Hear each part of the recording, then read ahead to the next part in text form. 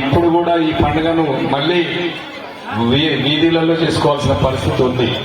ఎందుకంటే ఖచ్చితంగా పక్కనే ఉన్నటువంటి ఇంతకుముందు న్యాయబజార్ స్కూళ్ళలో, న్యాయబజార్ కాలేజీలో పెద్ద ఎత్తున అరేంజ్మెంట్ చేసేవాళ్ళు. బతుకమ్మ పండుగ ముందు చీరలు కూడా ఇచ్చేవాళ్ళు. కనీసం ఆ సోయి కూడా ఈ ప్రభుత్వానికి లేదు.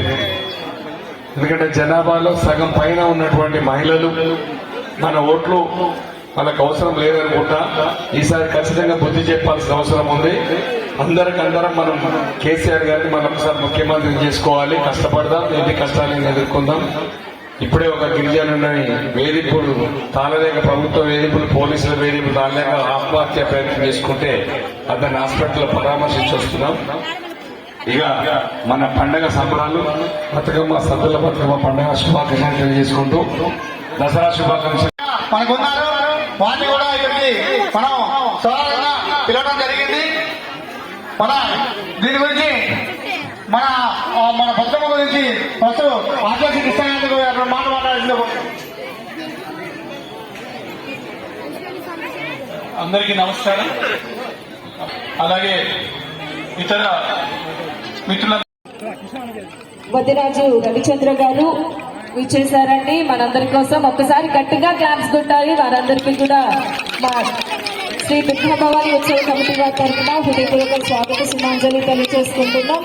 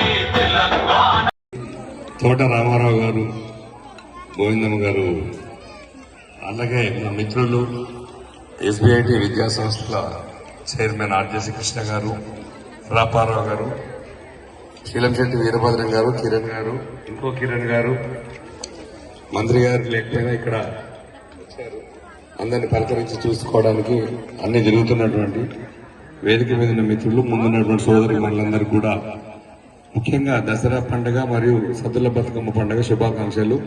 మీ అందరితో ఒక అరగంట సమయం మంచిగా ఆడుకునే సమయం వేస్ట్ అయిపోయింది. ఎక్కువగా విసిగించాం. 2 నిమిషాలు క్లోజ్ చేస్తామా. మొట్టమొదల దేవి శరణవరాత్రోత్సవాల్లో భాగంగా అమ్మవారిని ఆగమనం ప్రోగ్రాం, ఆ తర్వాత 46, 47, 45 డివిజన్ల బతుకమ్మ ప్రోగ్రాం. అతిపెద్ద వర్షంలో కూడా మీరందరూ ఉండి బ్రహ్మాండంగా ఆడుకున్నారు. ఎప్పుడు కూడా తోట రామారావు అన్న ఈ హైదరాబాద్, ఈ ఖమ్మం నగరంలో మొత్తం అన్ని కార్పొరేటర్ల కంటే ముందుండి మీ ప్రజల కష్టాలు సుఖాలలో కూడా పాలు పంచుకునే దంపతులు వారు.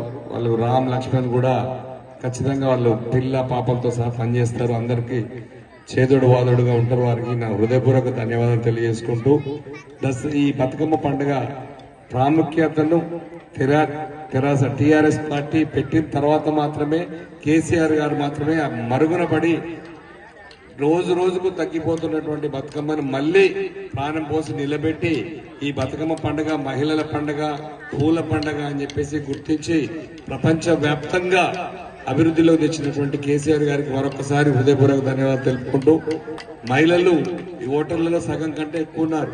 కానీ మీకు అందరికీ కేసీఆర్ గారు మహిళలు బతుకమ్మ పండుగకు మంచి చీరలు ఇచ్చి మంచి కాలేజీలలో గ్రౌండ్లలో సద్దుల బతుకమ్మ వేడుకలు బ్రహ్మాండంగా జరుపుకునే మన పార్టీ ఇప్పుడు మరి ఎక్కడోళ్ళు అక్కడ మళ్ళీ మన ఇళ్లలో మన వాడలలో చేసుకునే పరిస్థితి ఈ ప్రభుత్వం పట్టించుకోకపోవడం మూలంగా రావడం జరుగుతుంది.